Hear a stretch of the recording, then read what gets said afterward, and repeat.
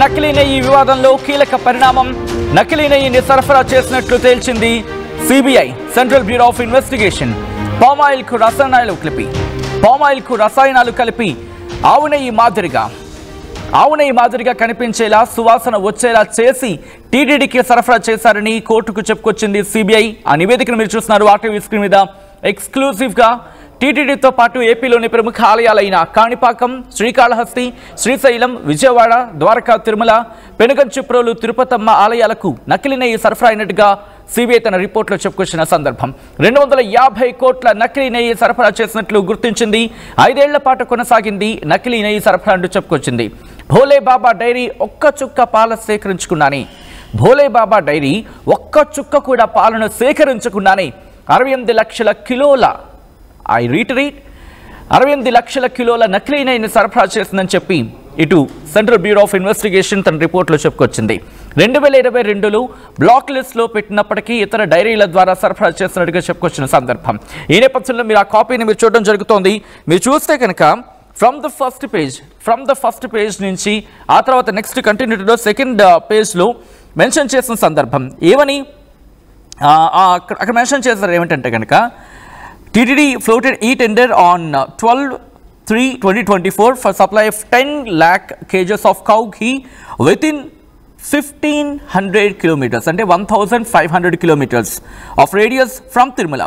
The tender was finalized on 8/5/2024. ఇలా చెప్పుకొస్తూనే cost గురించి మాట్లాడుకొచ్చిన సందర్భం. కేజీ నెయ్యి 319.80 అంటే 319 రూపాయల 80 పైసలు అంటూ కూడా ఆ అంశానికి మాట్లాడుకుంటే క్రమంలో ఇక్కడ AR dairy food private limited Dindigul supplied 4 tankers on 12/6/2024, 26/2024, 25/6/2024, 4/7/24. 12/6/2024 అంటే కనుక కూటమి ప్రభుత్వం ప్రమాణ స్వీకారం చేసిన నెలది. సో అక్కడ మొదటి ట్యాంకర్, ఆ తర్వాత 20వ తారీఖున, 25వ తారీఖున, 4వ తారీఖున ఇక్కడ ట్యాంకర్స్ వచ్చాయని చెప్పుకొచ్చిన నేపథ్యం. దీని కంటిన్యూటీలో and the same were accepted with earlier procedure of testing which doesn't include adulteration testing in TTD lab అంటూ కూడా ఇక్కడ ఒకసారి ఈ పాయింట్ని మళ్ళీ నేను మీకు రిపీట్ చేస్తాను సో దట్ కొంచెం క్లియర్ అయ్యే అవకాశం ఉంటుంది. ఏమని ఈ 4 ట్యాంకర్స్ గురించి మాట్లాడుకున్నాం కదా రెస్పెక్టివ్ అని చెప్పిన తర్వాత and the same were accepted with earlier procedure of testing which doesn't include adulteration testing in TTD lab.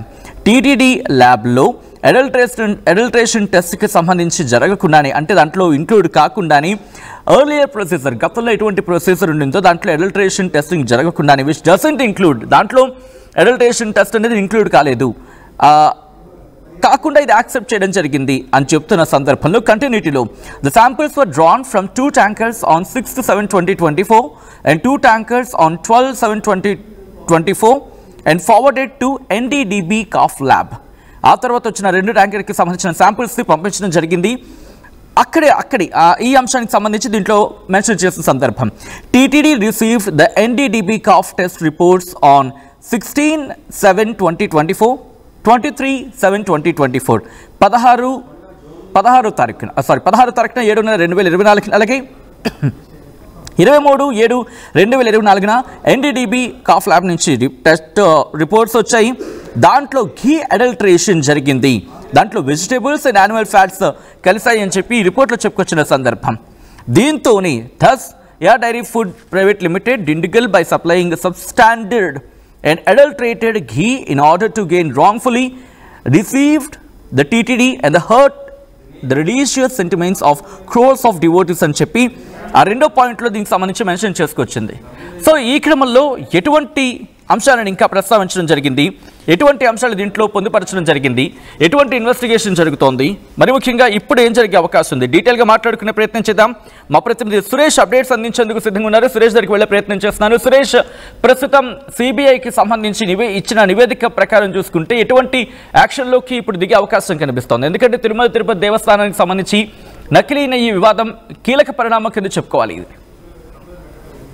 Sachin, ఏదైతే టీటీడీ లడ్డు నెయ్యి కల్తీ అన్నది కోట్లాది మంది భక్తుల మనోభావాలను కూడా దెబ్బతీసినటువంటి పరిస్థితి. దీనికి సంబంధించి ఇప్పటికే పలు రెండు విధాలుగా కూడా ఛార్జ్ షీట్ సిబిఐ దాఖలు చేసిందని చెప్పాలి. ఫైనల్ ఛార్జ్ షీట్ ఈ నెల నవంబర్ 15వ తారీఖు లోపున ఫైనల్ ఛార్జ్షీట్ దాఖలు చేయాలంటూ కూడా కోర్టు అయితే ఆదేశించినటువంటి నేపథ్యం. అయితే దీనికి సంబంధించి కల్తీ నీకు సంబంధించి పూర్తి స్థాయిలో సిబిఐ ఎంక్వైరీ చేస్తుంది. ఇప్పటికే అనేక ఆధారాలన్నీ కూడా సేకరించినటువంటి పరిస్థితి. 2 దఫాలు ఛార్జ్షీట్ లో కూడా పొందుపరిచినటువంటి ఇటీవల మాజీ వైవి సుబ్బారెడ్డి చైర్మన్ గా ఉన్నటువంటి సుబ్బారెడ్డి పిఏను కూడా ఇటీవలే అదుపులో తీసుకుని అతను కూడా విచారించినటువంటి పరిస్థితి. అయితే విచారించిన తర్వాత అనేక పేర్లు కూడా బయట వస్తాయని కూడా ఒక చర్చనీయాంశంగా మారినటువంటి నేపథ్యం. ఎందుకంటే రాజకీయంగా కూడా కొంత పులుంకోడు అటు టీటీడీలో, ముఖ్యంగా టీటీడీలో కొంతమంది ఎంప్లాయీస్, అదే రకంగా అడ్మినిస్ట్రేటివ్ లో ఉన్నటువంటి కొంతమంది అధికారుల హస్తంతో ఇదంతా కూడా జరిగిందన్న కూడా ఒక ప్రాథమికంగా కూడా ఒక అంచనాకు వచ్చినటువంటి పరిస్థితి. అయితే టీటీడీ నెయ్యి మాత్రం పూర్తిగా ఎవరైతే ఈ భోలేబాబా డైరీ ఉందో పూర్తిగా అసలు పాలు అన్నదే ఒక చుక్క పాల చుక్కలు కూడా కొనుగోలు చేయకుండానే బ్లాక్ లిస్ట్ లో పెట్టినటువంటి నేపథ్యంలో వివిధ రకాల డైరీల ద్వారా పూర్తిగా ఈ యొక్క కల్తీ చేసినటువంటి ఆవు నెయ్యి మాదిరి కనిపించేటువంటి రసాయనాలు కలిపి దాన్ని ఒక మంచి సువాసన భరితమైనటువంటి కొన్ని రసాయనాలన్నీ కూడా కలిపి సప్లై చేసినట్టుగా కూడా ప్రాథమికంగా సిబిఐ అయితే తెలియజేసినటువంటి ఏదైతే ఈ యొక్క స్కామ్ లో దాదాపు 250 కోట్ల మేరకు కల్తీని సరఫరా చేయనట్టుగా కూడా సిబిఐ గుర్తించింది. అదే రకంగా ప్రముఖ ఆలయాలన్నీ కూడా ఏదైతే కాణిపాకం కావచ్చు, శ్రీకాళహస్తి, శ్రీశైలం, విజయవాడ, ద్వారక, తిరుమల అంటే ప్రముఖమైనటువంటి ఆలయాల్లో కూడా ఇదే రకంగా నెయ్యి సరఫరా చేయనట్టుగా కూడా సిబిఐ అయితే ఒక నివేదిక తెలియజేసినటువంటి పరిస్థితి. అయితే పూర్తిగా ఈ కల్తీ నెయ్యి సంబంధించి ఎందుకంటే శ్రీవారి లడ్డు అంటేనే 1 కోట్ల భక్తులంతా కూడా స్వామివారి దర్శనం చేసుకున్నంత భాగ్యాన్ని పొందుతూ ఉంటారు. శ్రీవారి లడ్డుకు అంతటి ప్రాధాన్యత ఉంది. అయితే ఈ లడ్డు కల్తీ నెయ్యి తెర మీదకి వచ్చినప్పటి నుంచి కూడా సాక్షాత్తు సీఎం గా ఉన్న రాష్ట్ర సీఎం గానే ఉన్నటువంటి చంద్రబాబుని దీన్ని ప్రకటించడంతో ఈ యొక్క లడ్డు కల్తీ నెయ్యి తీవ్ర చర్చనీయాంశంగా మారింది. భక్తుల్లో కూడా ఒక రకంగా కలిసివేసిందని చెప్పారు. ఎందుకంటే అంతటి ప్రాముఖ్యత కలిగినటువంటి లడ్డూలో ఈ రకంగా డబ్బుల కోసం కక్కుర్తిపడి కల్తీ చేశారన్నది కూడా అనేక కోట్లాది మంది భక్తులు కూడా ఆవేదన వ్యక్తం చేశారు. అటు హిందూ సంఘాలు కూడా పెద్ద ఎత్తున గలమెత్తినటువంటి పరిస్థితి. పూర్తిగా డబ్బులు కక్కుర్తిపడే చేతులు మార్చి ఈ రకంగా డైరీల వ్యవహారాలంతా కూడా ఎవరైతే భోలేబాబా డైరీ సంబంధించినటువంటి వాళ్ళు ఉన్నారో వాళ్ళు ఈ యొక్క మేనేజ్ చేస్తూనే అనేక డైరీల ద్వారా సప్లై చేయడం, అసలు వీరికి ఇంతగా ప్రోత్సహించినటువంటి అధికారులు ఎవరున్నదన్నదే ప్రధానంగా కీలకంగా ఈ యొక్క నివేదికలో కూడా పరిగణించాల్సిన పరిస్థితి ఉంది. ఎందుకంటే ఇక్కడ లోకల్ గా ఉన్నటువంటి ఇంటి సభ్యుడే ఆస్తం లేనిదే ఇది ఖచ్చితంగా ఇది జరిగేది కాదు అన్నటువంటి వాదన కూడా ఉన్నటువంటి పరిస్థితి. అయితే ఎవరెవరు ఇందులో ఉన్నారు, ఏ స్థాయి వ్యక్తులు ఉన్నారన్నది అది కూడా ఫైనల్ ఛార్జ్షీట్ దాఖలు చేసినప్పుడు పూర్తి స్థాయిలో మరిన్ని పేరు కూడా బయట వచ్చే ఆస్కారం ఉందని చెప్పాలి. అయితే ఈ కల్తీనికి సంబంధించినటువంటి ఏదైతే ఆ నివేదిక ఉందో సిబిఐ కోర్టుకు మాత్రం ఆ నివేదిక సమర్పించినట్టుగా తెలుస్తుంది. ఫైనల్ ఛార్జ్షీట్ మాత్రం ఈ నవంబర్ 15 లోపల దాఖలు చేసేటువంటి పరిస్థితి కూడా ఉందని చెప్పాలి. రైట్, రిక్వెస్ట్ సురేష్ ఒకసారి మీరు లైన్లోనే ఉండండి. 3rd పేజ్లో 5th పాయింట్ అదిగోండి, ఇట్ ఈజ్ ఎస్టాబ్లిష్డ్ అని చెప్పి ఒక్కసారి హోల్డ్ చేసే ప్రయత్నం చేయండి. ఈ పేజ్లోని ఓకే దీనికన్నా ముందు పేజ్ మాట, దీనికన్నా ముందు పేజ్ 3rd పేజ్లోని 5th పాయింట్ ఒకసారి అది వచ్చినప్పుడు నేను మళ్ళీ మీకు చెప్పే ప్రయత్నం చేస్తాను. దాంట్లో క్లియర్గా మెన్షన్ చేసుకున్న కొన్ని పాయింట్స్ ఒకసారి మీరే గమనించవచ్చు. ఎందుకంటే దాంట్లో కొన్ని కీలకమైన పాయింట్స్ని మెన్షన్ చేయడం జరిగింది ఈ రిపోర్ట్లో. ఆ పాయింట్స్ ఏంటనే మాట్లాడుకునే ప్రయత్నం చేద్దాం. దాంట్లోనే ఉన్నాయి కొన్ని కీలకమైన పాయింట్, అది నేను చెప్పే ప్రయత్నం చేస్తాను. It is established that in furtherance of the conspiracy, Sri Raju Rajashekaran entered into a legal contract agreement for manufacture and supply of Agmark special ghee. However, in contrary to the said legal agreement, procured and supplied or sale the adulterated or noxious ghee to TTD. The key conspirators Sri Pomli Jain and Sri Vipin Jain are in practice of preparation of said adulterated ghee through Sri Harimohan alias Harimohan Rana A12, Sri Sanjay Chauhan A13 and Sri Ashish Rohila A14 prepared the adulterated ghee by mixing the adulterants like palm oil, palm kernel oil, palmolin, which were procured through Hush Fresh Foods A11 అలాగే hush trading అంటూ కూడా చెప్పుకొచ్చిన సందర్భం and hush trading at Bhole Baba Organic Dairy Milk Private Limited, Bhagwanpur with minimal quantity. మీరు చూడొచ్చు with minimal quantity, అదిగోండి ఈ పాయింట్లో మీరు చూడొచ్చు. థ్యాంక్ యూ పిసియా. చూస్తే మీరు లాస్ట్ నుంచి 5th లైన్ చూడండి, లాస్ట్ నుంచి 5th లైన్ మీరు చూడొచ్చు.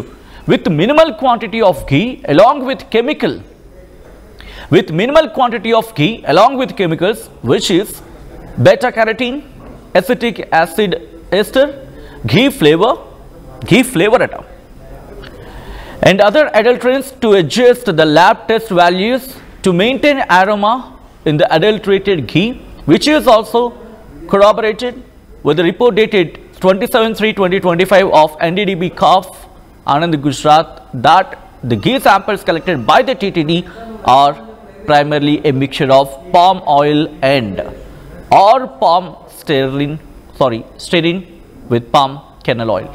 మీరు చూడొచ్చు ఆ పాయింట్స్ మనకు అర్థమవుతోంది. ఆ పాయింట్స్ చూస్తే మనకు అర్థమవుతుంది. ఆ థర్డ్ పేజ్లో ఉన్న 5th point it shows the depth of the subject, the intensity of the subject అని చెప్పుకోవడంలో ఎటువంటి అతిశక్తి లేదని చెప్పుకోవాలి. అక్కడ ఏమంటున్నారు, లాస్ట్ లైన్ ఒకసారి నేను మళ్ళీ రిపీట్ చేస్తున్నాను ఎందుకంటే మనకు అర్థమయ్యే అవకాశం ఉంటుంది అక్కడ.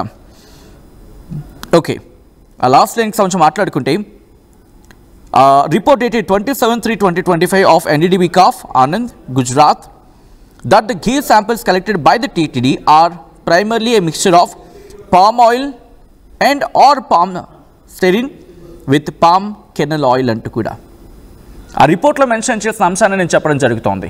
ఇక్కడ నేనేమి యాడ్ ఆన్ చేయట్లేదు, ఇక్కడ ఏమి తీసివేతలేవు, ఎలాగని చెప్పి కూరికలు లేవు. ఆ రిపోర్ట్లో ఉన్నది మాత్రం నేను చెప్పే ప్రయత్నం చేస్తున్నాను. ఆ థర్డ్ పేజ్లో ఉన్న 5th పాయింట్ గురించి మాట్లాడుకునే ప్రయత్నం చేస్తాం. మా ప్రతినిధి సురేష్ అప్డేట్స్ అందించేందుకు లైవ్లో కంటిన్యూ అవుతున్నారు. సురేష్, ప్రస్తుతం ఈ పాయింట్స్ని బేస్ చేసుకొని ఇన్వెస్టిగేషన్ ఎలా ముందుకు వెళ్ళే అవకాశం కనిపిస్తోంది? ఇటు కూటమి ప్రభుత్వం ఎటువంటి చర్యలకు ఉపక్రమించే అవకాశం ఉంది, లేకపోతే కంప్లీట్గా సిబిఐకి సంబంధించి యాక్షన్లోకి దిగే అవకాశం కనిపిస్తుంది? ఆఫ్ కోర్స్ సిబిఐ యాక్షన్లో దిగే అవకాశం ఇప్పుడు పూర్తిగా ఉంది, బట్ ఎటువంటి చర్చ జరుగుతోంది కూటమి ప్రభుత్వంలో సురేష్?